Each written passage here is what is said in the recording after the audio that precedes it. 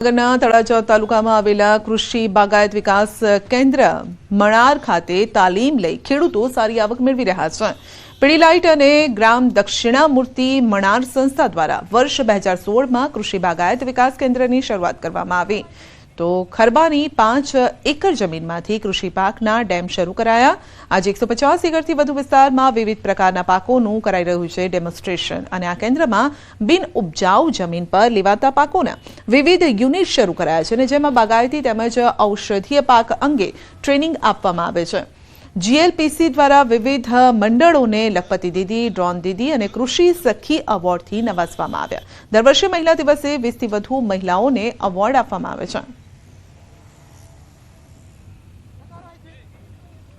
खास करीने जोईए तो डेमोन्स्ट्रेशन में नेट हाउस है, सोइललेस कल्चर एटले के माटी वगर केवी रीते खेती करी शकाय एना युनिट है। साथे साथे मशरूम युनिट पण छे। जे खेडूतोने जमीन ना होय अने मशरूमनी खेती करवी होय तो पण तेमनुं डेमोन्स्ट्रेशन युनिट त्यां बनावेलुं छे। अने पीडीलाइट थी अमने बहु सारो एवो बागायतमां, खेतीमां अने बकालानी अंदर बहु सारो एवो फायदो थयो छे। 160 सखी मंडल है कुल, एमां 1600 थी वधारे बहनों जोड़ायेला छे।